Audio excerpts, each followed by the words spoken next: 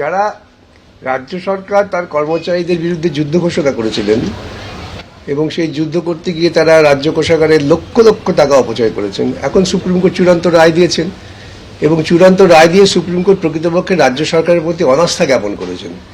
Supreme court বলে দিয়েছেন যে 25 ভাগ তো এখনই দিতে হবে, বাদবাকি 75 ভাগের জন্য তারা একজন 3জন রিটায়ার্ড বিচারপতির কমিটি করে দিয়েছেন।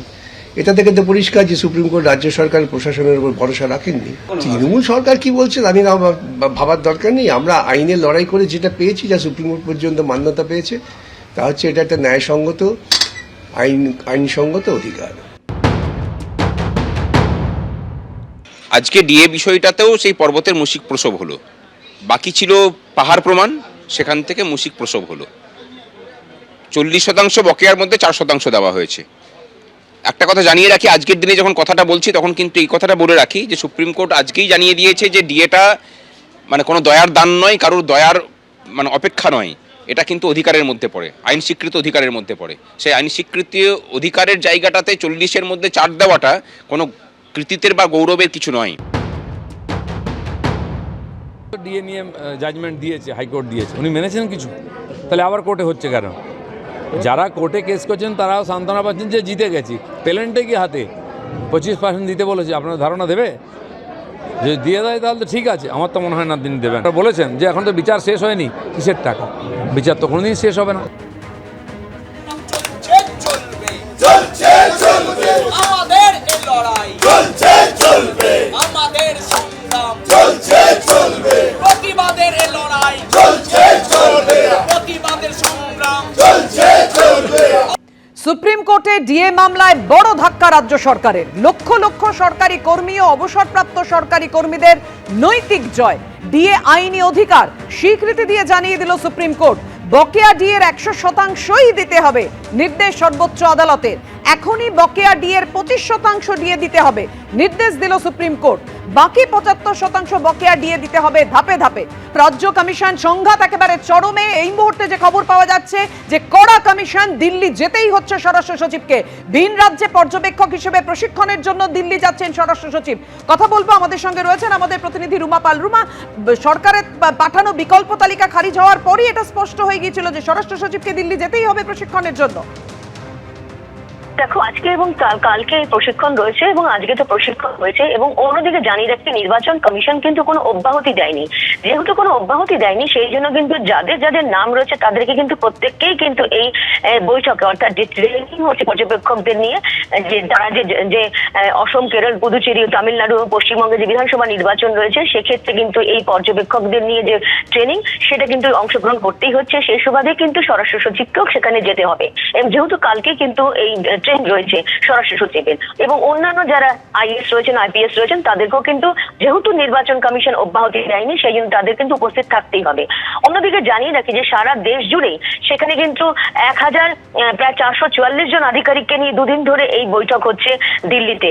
এবং জানিয়ে রাখি যে নির্বাচন কমিশনার জ্ঞানেশ কুমার স্পষ্ট জানিয়েছেন যে নির্বাচন হতে হবে সমান এবং নিরপেক্ষ, এবং তিনি বলেছেন যে কেন্দ্রীয় পর্যবেক্ষকদের উপস্থিতিতে পুরো নির্বাচন ব্যবস্থা আরো শক্তিশালী হবে। এবং কমিশন এটাও বলেছে যে ভোটারদের অভিযোগ দ্রুত নিষ্পত্তিরও নির্দেশ দেওয়া হয়েছে, এবং কমিশনের সমস্ত নির্দেশ কঠোরভাবে পালন করতে হবে, এবং ভোটার ইনফরমেশন স্লিপ সময় মতো বিতরণ নিশ্চিত করতে হবে। রাজনৈতিক দল, প্রার্থী এবং ভোটারদের জন্য পর্যবেক্ষকদের সর্বদা সহজলভ্য থাকার নির্দেশও দিয়েছে কমিশন, এবং ভোট কেন্দ্রে পরিদর্শন করে ভোটারের ন্যূনতম সুবিধা নিশ্চিত করার কথাও বলা হয়েছে কমিশনের তরফ থেকে। এবং সব মিলিয়ে যেহেতু আসন্ন বিধানসভা নির্বাচনকে ঘিরে কমিশনের প্রস্তুতি এখন তুঙ্গে, এবং দুদিনের এই বৈঠক হচ্ছে, ট্রেনিং হচ্ছে পর্যবেক্ষকদের নিয়ে, এবং সেক্ষেত্রে কিন্তু স্বরাষ্ট্র সচিবকে এই বৈঠক অংশগ্রহণ করতেই হচ্ছে। ধন্যবাদ তোমায়। কাকুলিয়া রোডে গুলি, বোমা, এখনো ধরা মূল অভিযুক্ত সোনা পাপ্পু। ঘটনার 4 দিন, এখনো সোনা পাপ্পু পুলিশের নাগালের বাইরে। প্রতিবাদে ঢাকুরিয়া থেকে শুভেন্দু অধিকারীর নেতৃত্বে সেই মিছিলের ছবি আপনারা দেখছেন। কথা বলবো, আমাদের সঙ্গে রয়েছেন আমাদের প্রতিনিধি শিবাশিস মৌলিক। শিবাশিস, কোন দাবিকে সামনে রেখে শুভেন্দু অধিকারী মিছিল করছেন?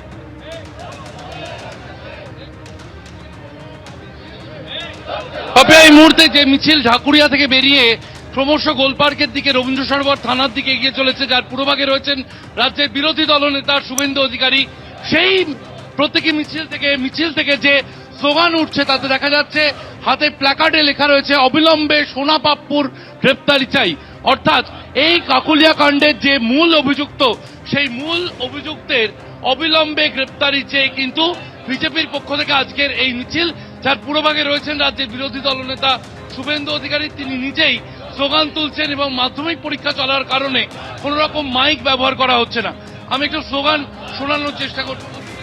কলকাতাকে গুন্ডামুক্ত করতে হবে, অবিলম্বে তিলোত্তমা কলকাতাকে গুন্ডামুক্ত করতে হবে। দিকে দিকে গুন্ডামি চলছে কেন? পুলিশ মন্ত্রী জবাব দাও। চাই তো জবাব। এই মিছিলে দলে দলে যোগ দিন। অবিলম্বে নগরবাসীকে গ্রেফতার করতে হবে। এই তৃণমূল কাউন্সিলর বিধায়ক গুন্ডার অশুভ আত্মার ধ্বংস হোক।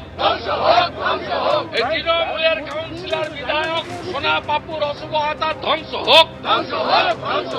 অবিলম্বে গুন্ডা রাজ খতম করো। অবিলম্বে গুন্ডা রাজ খতম করো। যে স্লোগান তুলছেন রাজ্যের বিরোধী দলনেতা শুভেন্দু অধিকারী, তাতে তুমি বুঝতে পারলে যে কাকুলিয়া কাণ্ডের মূল অভিযুক্ত কেন এখনো অধরা, সেই প্রশ্ন তুলে বিজেপির পক্ষ থেকে ঠাকুরিয়া থেকে গোলপার্ক পর্যন্ত আজকের এই মিছিল। প্রবীর থেকে আরো একবার সেই ছবি দেখানোর কথা বলবো। শুভেন্দু অধিকারী নেতৃত্বে তিনি নিজের স্লোগান তুলে এই মিছিল এগিয়ে চলেছে এবং মিছিলের গন্তব্য কিন্তু রবীন্দ্র সরোবর থানা। রবীন্দ্র সরোবর থানায় গিয়ে সেখানে বিরোধী দলনেতার নেতৃত্বে একটি ডেপুটেশন জমা দেওয়া হবে, যে ডেপুটেশন থেকে তারা এই প্রশ্ন তুলবেন যে কেন এখনো পর্যন্ত সেই ঘটনার মূল অভিযুক্তরা এখনো কেন গ্রেপ্তার করা হয়নি, কেন এই ধরনের ঘটনা মহানগরে ঘটছে, সেই প্রশ্ন কিন্তু এই মিছিল থেকে তুলছেন রাজ্যের বিরোধী দলনেতা শুভেন্দু অধিকারী। পাপিয়া, শিবাশিস, তুমি আমাদের সঙ্গে থাকো। কাকুলিয়ার ঘটনার 4 দিন, দুষ্কৃতী তাণ্ডবের 4 দিন, এখনো মূল অভিযুক্ত সোনা পাপ্পু সে এখনো পুলিশের নাগালের বাইরে। আর সেই ঘটনার প্রতিবাদে অবিলম্বে সোনা পাপ্পুর গ্রেফতারির দাবিতে সরব হয়েছেন শুভেন্দু অধিকারী। এই মুহূর্তে সেই মিছিলের ছবি আপনারা দেখছেন।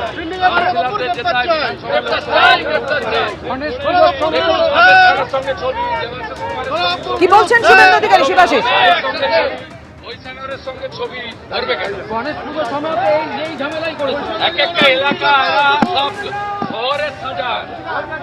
শহরে সাজা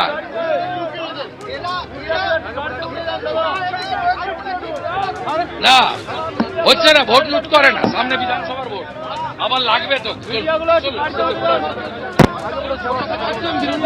সঙ্গে। তিনি যেমনটা বলছেন তাতে শাসক দলের ঘনিষ্ঠ বলেই ছাড়, এমনটাই কিন্তু অভিযোগ তুলছেন রাজ্যের বিরোধী দলনেতা। তার বক্তব্য অনুযায়ী শাসক দলের ঘনিষ্ঠ এবং শাসক দলের একাধিক নেতার ঘনিষ্ঠ, এমনটাই অভিযোগ করছেন বিরোধী দলনেতা। যে ছবি আমরা দেখতে পাচ্ছি, বিরোধী দলনেতার নেতৃত্বে এই মিছিল এগিয়ে চলেছে এবং সেই মিছিল কিন্তু ঢাকুরিয়া থেকে আজ গন্তব্য রবীন্দ্র সরোবর থানা।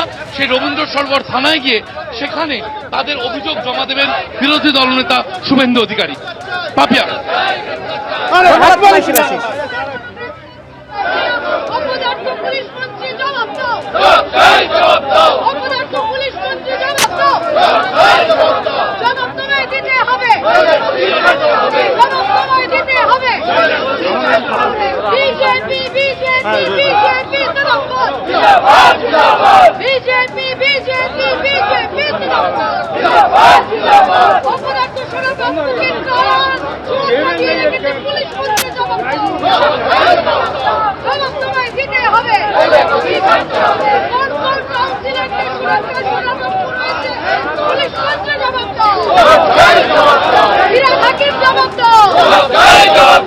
এবিপি আনন্দ, এগিয়ে থাকে, এগিয়ে রাখে।